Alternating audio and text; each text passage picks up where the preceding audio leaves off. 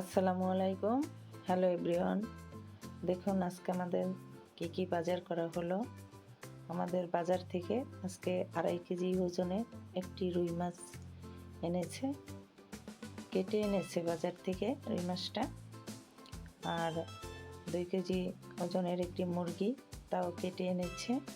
আর কিছু নদীর চিংড়ি মাছ ছোট, এটি সবজি দিয়ে খেতে খুব ভালো হয়, এই জন্য ছোট চিংড়ি এনেছে।